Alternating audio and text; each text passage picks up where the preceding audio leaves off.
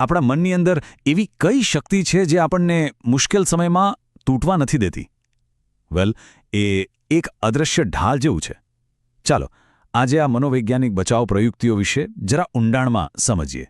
જીવનમાં ક્યારેક ને ક્યારેક તો એવો સમય આવે જ છે જ્યારે આપણને નિષ્ફળતા મળે કે પછી ખૂબ જ નિરાશા થાય. તો ત્યારે આપણું મન શું કરે છે? એ પોતાની જાતને કેવી રીતે સાચવે છે? આ જ એ સવાલ છે જેની આસપાસ આપણી આજની ચર્ચા ફરશે. તો આજે આપણે શું શું જોવાના છીએ? સૌથી પહેલાં તો મનની આ અદૃશ્ય ઢાલ છે શું એ સમજીશું. પછી દ્રાક્ષ ખાટી છે જેવી કેટલીક જાણીતી પ્રયુક્તિઓ પર નજર નાખીશું. અને છેલ્લે એ પણ જોઈશું કે આ જ ઢાલ ક્યારેક આપણા માટે બોજ કેમ બની જાય છે. ચાલો તો શરૂ કરીએ આપણા પહેલા વિભાગથી, મનની અદૃશ્ય રક્ષા. આ એક એવી સિસ્ટમ છે જે ઓટોમેટિક કામ કરે છે, આપણને ખબર પણ નથી પડતી.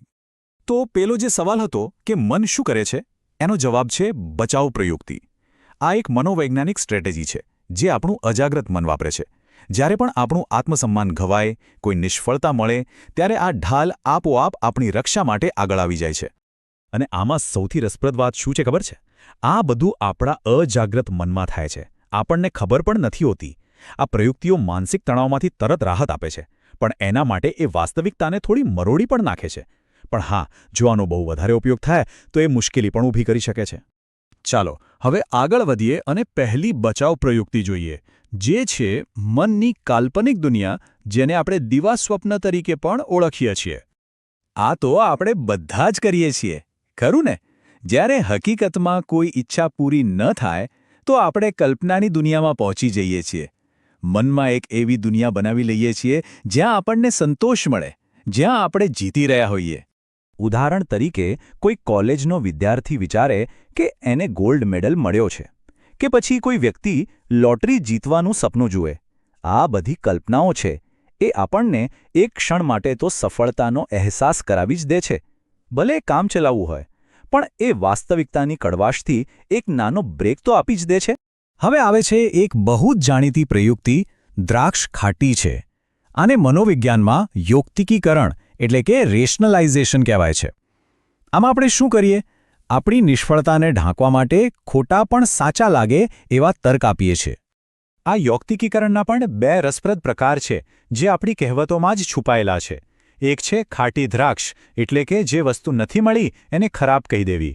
અને બીજું છે મીઠા લીંબુ, એટલે કે જે પરિસ્થિતિમાં ફસાઈ ગયા છીએ એને જ સારી બતાવવી. જેમ કે શિયાળ દ્રાક્ષ સુધી ન પહોંચી શક્યું તો કહે કે દ્રાક્ષ તો ખાટી છે, અથવા કોઈ વિદ્યાર્થી નાપાસ થાય તો કહે મારે તો ભણવું જ નહોતું. આ થયું ખાટી દ્રાક્ષ. અને મીઠા લીંબુનું ઉદાહરણ એવું છે કે કોઈને કોલેજ લેક્ચરર બનવું હતું, પણ પ્રાથમિક શિક્ષક બન્યા તો એ કહે કે મને તો નાના બાળકો સાથે જ કામ કરવું ગમે છે. આ મૂળ વાત એ છે કે આપણે આપણા અહંકારને બચાવવા માટે પરિસ્થિતિને આપણી તરફેણમાં વાળી લઈએ છીએ. ચાલો હવે ચોથા વિભાગ તરફ જઈએ, અન્યમાં સિદ્ધિ શોધવી. આમાં આપણે તાદાત્મ્ય અને ક્ષતિપૂર્તિ જેવી પ્રયુક્તિઓ વિશે વાત કરીશું, જ્યાં આપણે બીજાની સફળતામાં ખુશી શોધીએ છીએ. આનું સૂત્ર બહુ સરળ છે.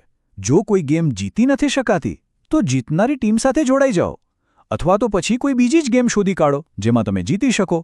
મતલબ કે જ્યારે એક રસ્તો બંધ થાય ત્યારે મન સફળતાનો અનુભવ કરવા માટે બીજા રસ્તાઓ શોધી જ લે છે. અહીં 3 અલગ અલગ રીતો બતાવી છે. પહેલું છે તાદાત્મ્ય, એટલે કે કોઈ સફળ વ્યક્તિ કે ટીમ સાથે ભાવનાત્મક રીતે જોડાઈ જવું.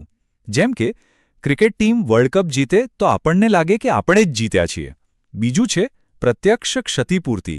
માની લો કે કોઈ ભણવામાં નબળું છે પણ એ સ્પોર્ટ્સમાં સ્ટાર બની જાય.